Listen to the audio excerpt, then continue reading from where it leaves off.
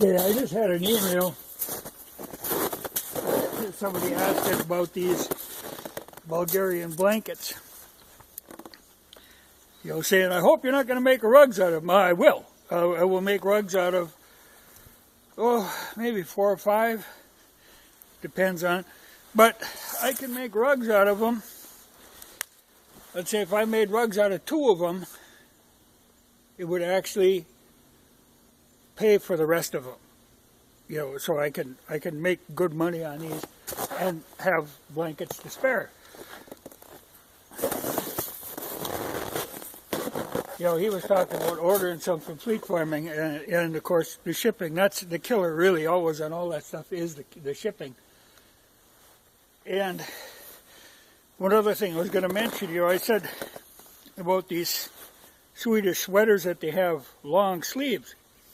Well, part of the reason they have long sleeves is because the sleeves are rolled up, because they've got this system where it actually works. You know, it comes down, there's a thumb hole in them.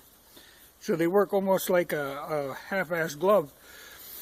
And it's kind of funny, was a couple years back, somebody started making sweatshirts that had that same kind of setup, you know, long sleeves with the thumb hole in them, selling them and thinking, you know, acting like this is this great invention. You know, the Swiss have been doing it, or the Swedes have been doing it. A lot of people have done that for a long time.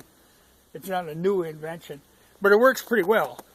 Okay, I'm packing a lot of heat here, but the reason was saltyshellback did a video 2 or 3 days ago about concealed carry, and you know, I'm not really in concealed carry.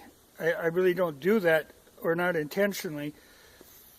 I'm more in convenient carry, a way to be able to carry a gun without it being a problem to get at it and not being in the way all the time. So I was going to show you, okay, like if your regular situation, you're carrying like this, it's almost impossible to get at it in a vehicle. Plus, it's in the way all the time. I like to carry on the offside, slightly forward, and then come across with it. It's just a lot easier. And what I'm going to show you,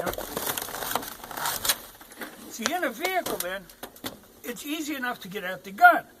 But if you have it on the wrong side, you know, or if you have it on the right side, the gun is at a really awkward position. So the only way you can get at it is to go through a lot of antics, you know, which is kind of a giveaway. It reminds me of every time a cop pulls up, yeah, I can't actually even get it out. But on this side, it's easy enough to come across and pull the gun out. You know, it's just a lot better way to do it. And it doesn't get in the way because the holster, the shape of it, kind of fits down in the curve there. So it works a lot better. But, you know, this coming across, getting here, or in the waistband, I don't know where people got started with that crap. But, you know, when they're jamming these big flat pieces of plastic in their pants, you know, that's not convenient. I mean, maybe the gun is hid, but it's certainly not convenient, and it's certainly not comfortable. I'm looking for something I can carry without it being a bother. And I've never quite understood, you know, the one thing I don't see much of on YouTube is people using shoulder holsters. They always go, you know, with some kind of a other rig, you know, some conglomeration, which to me, like I say, is not comfortable at all. But a shoulder holster, like what I have for my gun, it's easy to get at it. It's not in the way at all. You know, I think that's much preferable, but for some reason, I never see that. I always see people doing it the other way. You know, in the small of their back, which I can't imagine driving with something jammed in the crack of your ass. You know, some of them, it amazes me. Yes, if you stand there, okay, nobody will see it if you're standing, not moving. But any other time, it's obvious. You know, if you're carrying a gun like that, then you could just as well be carrying it openly.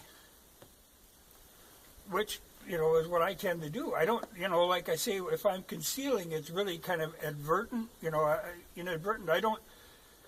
I don't really care about concealing. We don't have the situations come up where I need to conceal. But actually, if you're going to be concealing, the thing would be to have a coat, like say this, has got an inside pocket right here. Now that makes a lot more sense, as long as you got a gun that ain't too big. Because you put it there and it's not in the way and it's very easy to get at. This is a little Makarov, a very nice, small, powerful little gun. But if you're lugging some big gun around, yeah, you're going to have problems hiding it anywhere. But like I say, I'm not really into hiding them. In fact, I try to go through, try to make it so I'm not hiding it, because that's what gets you in trouble. But I know the one time I was talking to a deputy sheriff, and I was trying to get this straight on what exactly is legal, because I don't want to conceal carry, but what do I have to do to have the gun in the vehicle? And it got to the point where he said, he didn't even know. The laws change. It gets so confusing that nobody's really sure of it. I tell you what I like to do, most of the time I'm not really carrying on me. A lot of times what I simply do is I keep a gun in this holster, which I can't get off of my belt now. It's got this fancy clip. And carry just like this in my bag of tricks, which is always with me.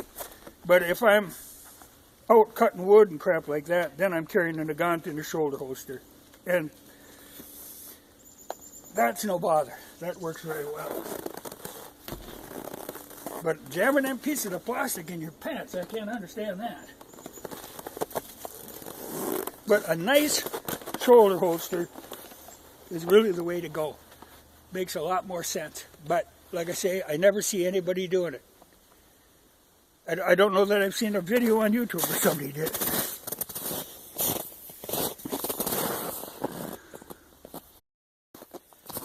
Okay, I just previewed the video before I was going to upload it, and I have to make an addendum sort of. What I was talking about, I said about if a cop stops you. Now, I'm not talking about big shootouts with cops. I should just make that clear. Where I was going with that is, I always had a problem with my mom when we're driving, like in a van. I had this Dodge van. If a cop pulled up behind you, see, I never wear seatbelts, very seldom, and I don't actually have seatbelts in my vehicles. But in that van, I had seatbelts, and Mom preferred not to wear them. So what would happen, cop would pull up behind, not turn on lights or anything, but just if there was a cop visible, Mom would go into this panic mode and start trying to get her seatbelt on. Now, this is a dead giveaway that you don't have your seatbelt on. And that's just, it's like, if you see somebody, going through antics like that, that's when you kind of get a little alarmed. Like I say, trying to pull the gun off of this side, or you see somebody reaching across, going into their cubby hole. That's, you have to kind of pay attention to that sort of thing. But that's all it was. I'm not engaged in big shootouts with cops. Just want to make that clear because it sounded bad on the video.